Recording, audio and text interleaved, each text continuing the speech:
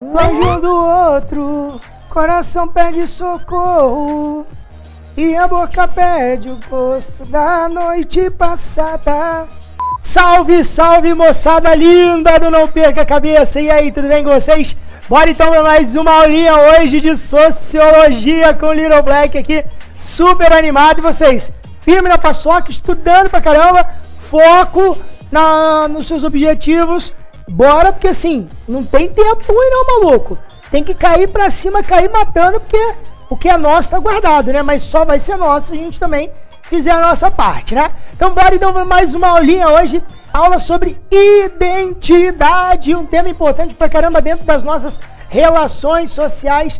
Um tema importantíssimo que o Enem I love, tipo, muito maluco. Eu não vou falar meu inglês todo aqui, porque, cara, eu sou muito sinistro em inglês. Né? Quem vê pensa mesmo, né?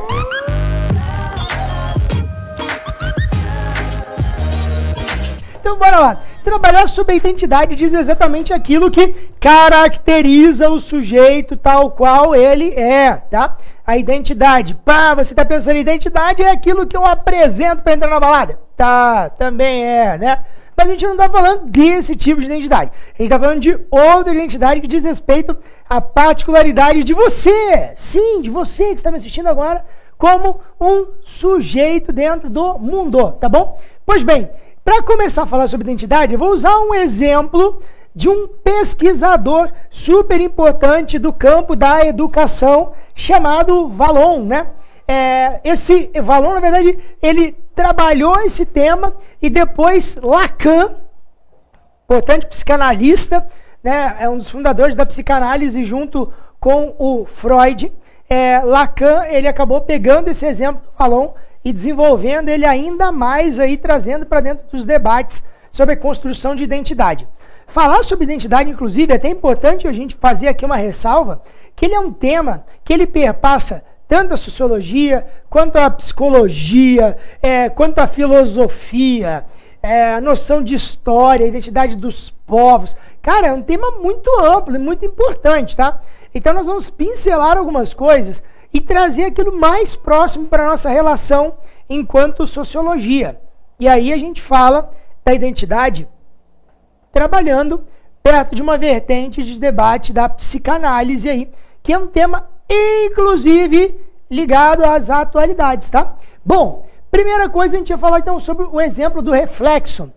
Vallon, o educador, ele vai trabalhar a ideia do estádio de espelho. Do espelho, né? O Vallon vai usar, estádio mesmo, tá? A noção de estádio mesmo é como um lugar onde você vai ser visto, você vai olhar e você vai criar uma identificação. Aquilo que se faz com a criança. Você talvez que tenha aí um irmão, um filho, um bebê na família, você sabe que até uma certa idade a criança, ela para na frente do espelho, mas ela não se reconhece, né? Ela cria ali toda uma festa, toda uma fantasia, uma questão espetacular, né? E depois de um certo momento de maturação da infância, a criança, quando ela se olha no espelho, ela desenvolve ali um outro jeito, já uma outra forma de se reconhecer. Reconhecer como sujeito no mundo. Ela olha e tipo, pá, sou eu. Não, ela não fala sou eu ainda, porque muitas vezes ela ainda não vai falar nessa idade, né? Mas ela se identifica, ela olha, ela vê, aí ela fica toda, nossa, maluco, olha eu lá, né? Bruno, calma, não é assim que a criança fala. Tá bom, não é assim que a criança fala. Mas a criança, ela vai olhar lá pra ela e ela vai se perceber, então ela vai rir, ela vai fazer careta, ela vai querer tocar no espelho, né? Ela vai olhar o cabelinho dela, como que tá, né? O dele, como que tá, porque identifica um outro sujeito, né? Na verdade, ou melhor, ela se identifica como um sujeito. Por isso, uma teoria do reflexo, né? Essa teoria do reflexo, o Lacan, ele traz para dentro da psicanálise. Lacan vai fazer isso com o próprio filho de 6 anos. Ele pega o filhotinho dele, desculpa, 6 anos não, 6 meses de idade. Ele pega o filhotinho dele e ele faz esse teste com o próprio filho, né? Trabalhando a questão da identidade do filho. A identidade é um elemento importante porque ela gera uma consciência de si. Ou seja, quando o sujeito ele consegue se identificar enquanto um ser no mundo, né? Ter consciência é você A consciência é você saber algo sobre, né? Então, no caso ali, consciência é você ter um saber sobre si. A consciência de si é um elemento importante porque você se caracteriza. É quase um cogito cartesiano, quando o René Descartes vai lá e ele professa o cogito ergo sum, que significa tô com fome, quero pizza. Não, não é isso que significa, né? Cogito ergo sum, penso, logo existo, né? Então a criança se olha no espelho, logo ela existe, ela se identifica e ela consegue ter consciência de si. Ela sabe que ela é um sujeitinho no mundo. Óbvio, brother, que isso vai ser muito mais estabelecido depois, né? A gente vai crescendo. Tudo bem que eu sei que tem gente que está me assistindo agora e fala assim, ô Little Black, eu não tenho toda essa consciência assim que eu tô no mundo, não. Tá bom, esse caso assim, você é meio perdidinho, normal, faz parte da vida, viu? Tá bom? Mas assim, a consciência de si, ela é um elemento importante que todo mundo adquire na infância, tá? Quando consegue se perceber como um sujeito no mundo. Não mais um sujeito que olha apenas os outros, né? Que apenas demarca ali, papai, mamãe, o titio, o demônio. Não, não é só isso, não. É alguém que se identifica como sujeitinho no mundo, tá? E sabe dizer, quem que é aquela lá? É fulana, é ciclana. No caso, a pessoa se apontando. Imagina eu me apontando no espelho, o Little Black, né? Ou seja, eu tenho consciência de que aquele sujeito no espelho, ou melhor, o reflexo daquele sujeito sou eu, tá? Eu mesmo. Bom, o que a gente precisa perceber? Esse elemento de consciência de si, ele também vai ter ali uma variação, que é a relação entre o eu e o outro. A partir do momento que eu me identifico enquanto um sujeito, eu também estabeleço uma outra relação com o outro. Essa relação, ela se dá em dois campos. No campo da individualidade e também no campo da coletividade, tá? E aí, a partir da minha identidade, né? A partir do momento que eu crio a minha identidade, estabeleço, demarco ali o meu espaço e dizer assim, opa, aqui sou eu. Esse eu começa a transitar e se relacionar e afetar e ser afetado por outros também que se dão dentro do espaço do mundo, tá bom? Quando a gente estabelece a gente debate essa aula sobre individualidade, né, sobre essa questão da identidade, a gente tem que perceber que assim, o Aristóteles, lá no século IV a.C., já dizia que o homem é um ser social, ou seja, ele nasceu para viver na polis, na cidade. Inclusive, eu numa aula anterior lá atrás eu já disse algo sobre isso, tá? Então o ser humano se realiza plenamente no âmbito, dentro do espaço da polis. Little Black, o que é polis? Polis é cidade do grego, beleza? Pois bem, vamos lá então. Dentro dessa relação desse sujeito que tem consciência de si com o outro, né, que está no mundo, nós vemos que há um vínculo, né, uma relação dialética que se estabelece entre coletividade, sociedade e cultura, né? Então, a existência coletiva, ela forma a sociedade, né? Então, a identidade de grupo, a coletividade, ela faz parte, ela compõe a sociedade que forma a cultura. Little Black, nós temos então uma ideia de cultura? Não temos uma ideia de cultura. Você já teve aula com este rapazinho aqui e você sabe que não existe apenas uma ideia de cultura, existem culturas, tá? Espaços. Por que existem culturas no plural? Porque imagina quantas identidades somadas dentro do espaço social. Logo, nós acabamos criando inúmeras culturas aí, tá? Beleza? É interessante pensar que a noção de identidade, como eu estava dizendo para vocês, ela vai ser inclusive estudada por dois autores nossos, aqui da sociologia, Durkheim, e vai dizer que a sociedade se impõe em relação ao indivíduo, tá? É aquilo que está fora do indivíduo, e é bem interessante que essa análise que o Durkheim vai falar, dizer que a sociedade é aquilo que se impõe, é aquilo que está fora, é uma análise bastante exótica, bastante interessante, bastante pertinente, porque ela tem ali o seu quê de verdade, né? E o Max Weber também, que vai dizer que a sociedade só poderia ser entendida com base nas unidades que a constituem, ou seja, né, ser humano faz parte da sociedade, né, e as questões históricas do Romano da Calça aqui, todo esgualepado aqui, né, as questões históricas ali que a envolvem, né, as necessidades, as privações, elas vão formar esse sentido das individualidades que vão afetar o âmbito social. Pois bem, bastante atenção, pay attention, agora, ó, gostou do inglês? Agora aquilo que nós temos para trabalhar aqui deste ladinho, tá? Tem um livro bem bacana que foi escrito, inclusive, pelo ex-presidente da República, Fernando Henrique Cardoso. Você sabia? Fernando Henrique Cardoso é um dos maiores sociólogos do Brasil. Sabia disso? Não porque ele é presidente, não, porque antes de ser presidente ele já tinha esse título. E ele já era considerado um dos maiores sociólogos do Brasil. Ele escreveu um livro, junto com os outros caras aqui, chamado Conceito de Personalidade Básica, tá? Dentro desses caras tinha um psicanalista chamado Abraham Gardner.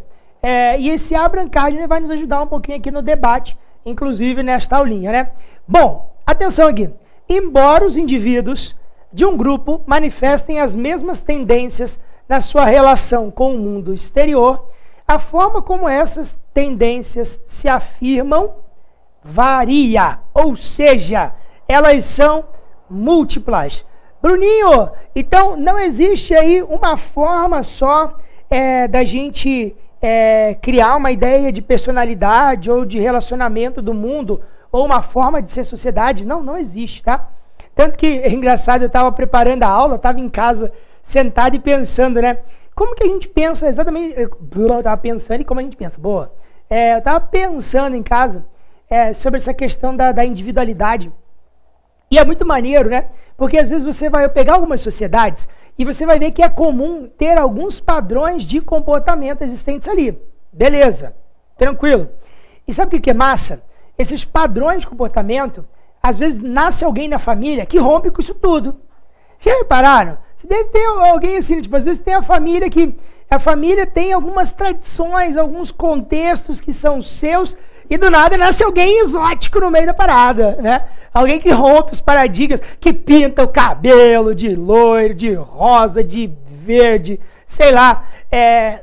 Às vezes a família é super tranquila e essa pessoa, ela é totalmente, sim, extravasa, joga tudo pro ar, tipo meio, né, da axé, assim, uma coisa cheia de good vibes, assim, sei lá como que a pessoa pode ser, mas muitas vezes acaba rompendo, porque, cara, cada um tem um padrão diferente, né, melhor, não existe nem padrão, né, mas cada um tem uma forma diferente de se relacionar socialmente, cada um tem uma identidade. Então, quando a gente olha para a sociedade, a gente não consegue estabelecer uma forma de ser sociedade, porque cada um tem um jeito, né? Eu, na minha casa, por exemplo, eu tenho um irmão mais velho, e eu e meu irmão, nós somos absurdamente diferentes. Ele é super tímido, super tranquilo, e eu também. Sou super sereno, sossegado, pouco bobo, né? Por quê? São individualidades, cada um tem a sua, né? E isso é muito legal, porque isso também compõe a sociedade. Por isso a gente não consegue estabelecer. Quando a gente olha, estabelecer padrões ali, né? Quando a gente olha, por exemplo, para os comportamentos, vamos pegar uma parada séria hoje em dia, né? A questão das meninas. As meninas na sociedade. Até pouco tempo atrás, não muitos anos, a menina ela não expunha suas vontades, seus desejos, né? Então, vamos supor, se a menina ia para balada, e aí ela quisesse ficar com 2, por exemplo, ela não ficava. Ou melhor, ela ficava, mas não falava com ninguém, não contava para ninguém. Por quê? Para evitar uma exposição desnecessária. Hoje em dia a gente vê que nessa luta de direitos, de igualdade, né, dessa equiparação de direitos, do direito de ser pessoa, né, de ser um ser humano e poder desfrutar da vida, a gente observa que, por exemplo, as mulheres hoje, elas estão se afirmando muito socialmente. Isso é muito bacana, né? Então, se a mulher quer ficar, não quer ficar, quer fazer ou não quer fazer, dane-se, né? Ou ela fala com muita tranquilidade sobre isso, até porque os meninos também fazem, e daí? Né? Qual é o problema? E acho que aí é legal a gente pensar, porque são individualidades. Claro, a gente observa que isso é uma tendência cultural, né, de afirmação, que é quase uma cultura política, né, uma política afirmativa ali, dentro dos debates femininos, mas, claro, é tema para outra aula, inclusive a gente vai ter espaço para discutir isso aí, né? Mas é muito legal porque a gente percebe essa diferença de comportamento. Da mesma forma que tem meninas que falam abertamente sobre isso, tem meninas que não falam, não tocam no assunto, não suportam poder falar. Normal, faz parte do quê? Do grupo. Ah, então quer dizer que o grupo das mulheres do Brasil, elas não são iguais? Não, não são iguais. Cada uma funciona de um jeitinho, da mesma forma que cada homem funciona de um jeitinho diferente. É claro que existem grupos que nos abraçam e a gente tem ali uma referência e outros grupos não. E até mesmo dentro de alguns grupos você também trabalha a sua individualidade. Isso é muito bacana, tá?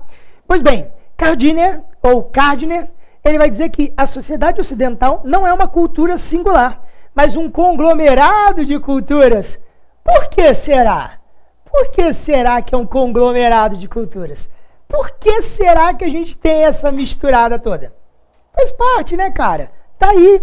É o que a gente estava acabando de dizer. Porque existem individualidades. Pois bem, para acabar, um tema importante também, que o Enem gosta bastante. O eu e o outro. Bom, o outro, isso aqui ficou bastante poético, filosófico. O outro é o não eu. Mas é a constante referência para aquilo que sou. Por quê? O outro me identifica, ele me coloca no mundo, né? Então, o outro é o não eu, mas é aquilo que é referência para o que eu sou, tá? E o eu, essa relação do eu com o outro é uma relação importantíssima dentro da sociedade, tá? O outro, porque desde Aristóteles nós já temos essa tese sendo trabalhada por vários filósofos, sociólogos, psicólogos, por aí vai, né? De quê? De que nós somos seres para viver coletivamente, apesar de termos as nossas individualidades. Um outro exemplo que eu estava querendo lembrar que agora está pensando, né? Tem gente, por exemplo, que chega em casa depois de um dia de trabalho, ou depois de um dia de estudo, ou depois de qualquer coisa, e tem gente que não consegue falar com ninguém, a pessoa gosta do silêncio.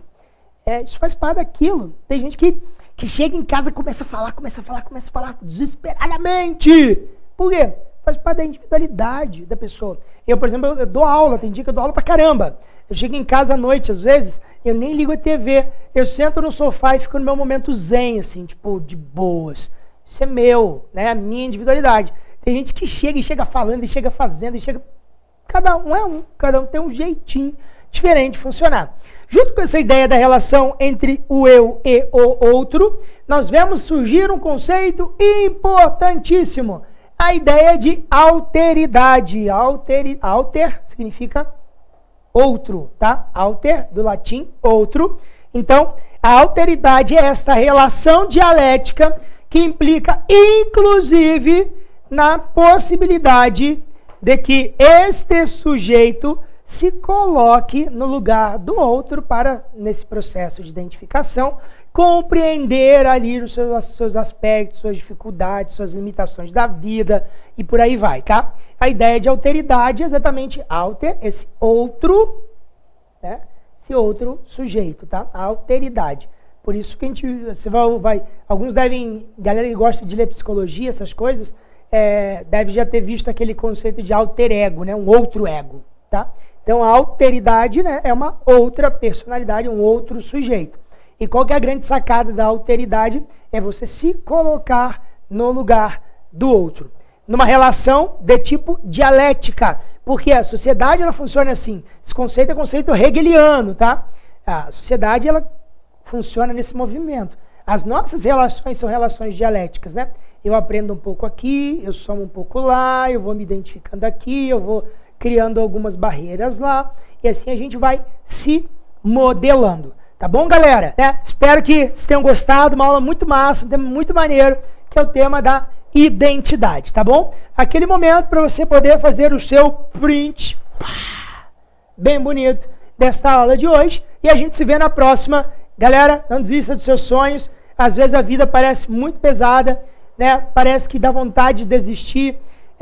Mas, cara, lembre-se daquilo que você tem no seu coração, lembre-se daquilo que você tem no seu como sonho, como a sua meta, né? E vale a pena. Lute pelos seus sonhos. Né? Falando numa aula de identidade, né? Falando do eu, do sujeito, não tem como não deixar esse recado, tá? Ninguém vai correr atrás dos seus sonhos, a não ser você mesmo. Então, bola pra frente, vai pra cima, tamo junto. Beijo no seu coração, até a próxima. Tchau, tchau.